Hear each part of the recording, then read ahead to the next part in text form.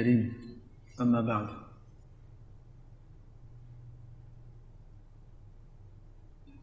Invited mankind towards the best of teachings, and Islam came with a set of teachings that would be pushing people forward. It would compel people to think of the future, and it would compel people to think of those that are around them.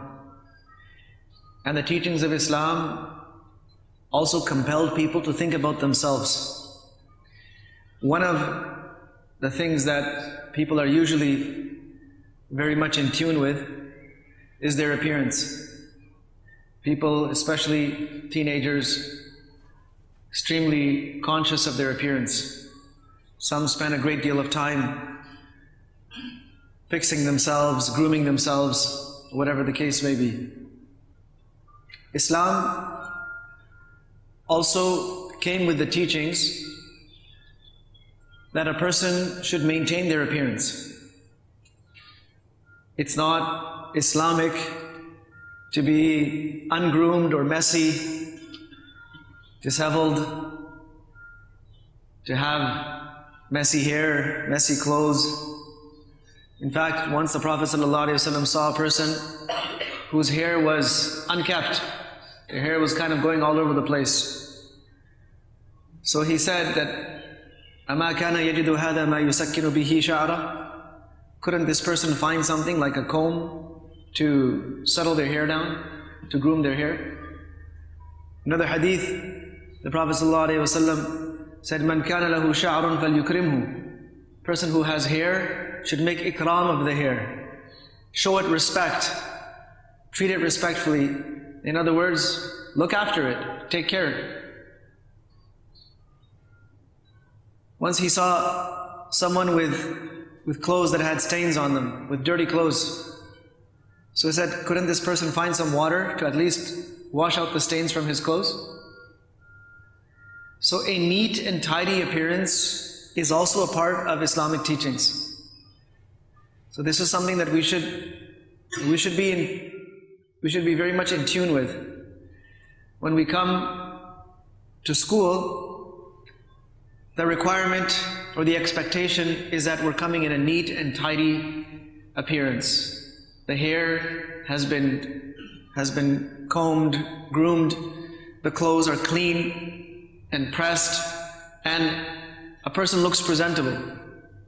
This is not just so that we do this for school, but also for the rest of our lives, even our lives after school and our lives during vacation. We should maintain a good, neat and tidy appearance.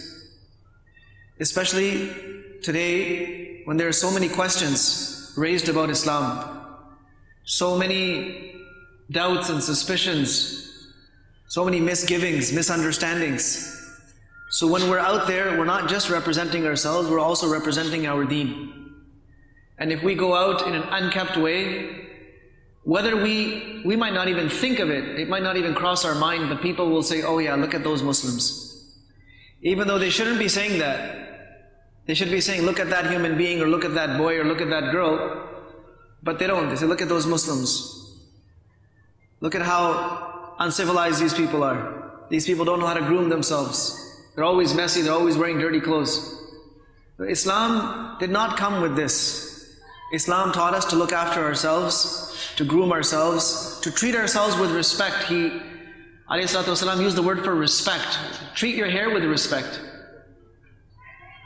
So one of the expectations from the students is absolutely keep a neat and tidy and well-groomed appearance at all times.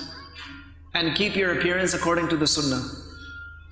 Don't even think of adopting an appearance that compromises the Sunnah. And inshallah, in this way, we'll be on our way to setting an Islamic lifestyle for ourselves. And if we don't, then it's only a matter of time before we will have a split personality. We'll have a set of behaviors when we are under watch and supervision, and another set of behaviors when we're not under watch. So maintaining a good appearance, neat and tidy appearance, it ties in with the Islamic theme of hygiene. We'll talk about that another time. There are many other things as well, but just related to that, a part of our appearance is keeping our nails clean and trimmed, making sure that we are, we're coming in a clean state, making sure that, we're not coming to school with body odor, we're not walking around with foul smells coming from our mouths. It might seem funny, but this is the reality. When we're coming to school or in any environment, when we're exposed to people, we have to show respect to the fact that we're around people. And it's a matter of respecting ourselves as well. So it's not an Islamic habit to come with odors coming from one's mouth or from one's bodies. Once the Prophet ﷺ, he noticed that the Sahaba radiallahu anhum are coming to the masjid, they're coming from the fields, they're working, they're doing labor, and they're wearing rough, thick clothes, and they're sweating profusely. And now the masjid, which did not have the facilities that we have today, it was filled with the smell of sweat. So the Prophet ﷺ for some time made it obligatory to take a bath every Jum'ah, at least every Jum'ah. At that time water was scarce. People were working, they were doing labor jobs. They were out there in the heat of Medina working the fields. But he made it obligatory that anyone who comes for Jum'ah must take a ghusl, must take a bath before they come. And he told them that you should have a pair of clothes aside from your daily clothes that you keep just for Jum'ah. Keep a pair of clothes just for Jum'ah aside from your regular wear clothes. And then he taught them that when you come for Jum'ah, you should use some oil, something to groom your hair. You should use some perfume, bathe yourselves, wear your clean clothes, wear your best clothes. All of this was an exercise in presentation, how to present yourself. Whenever you come to a congregation, whenever you come to a place where you'll be interacting with a lot of people, you need to be presentable. So these are some things to look out for.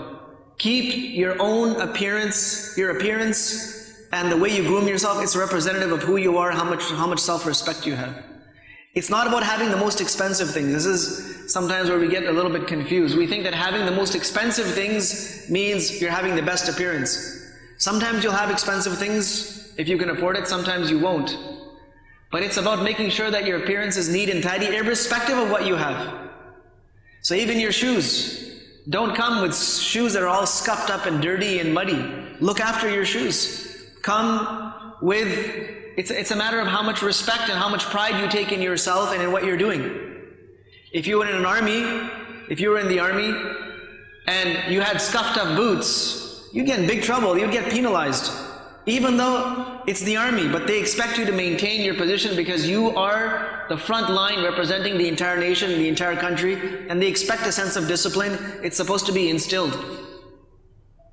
So keep these things in mind. These are all good habits.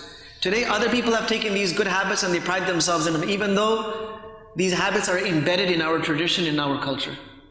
May Allah subhanahu wa ta'ala give us tawfiq to implement and practice these teachings. وصلى الله وسلم وبارك على نبينا محمد.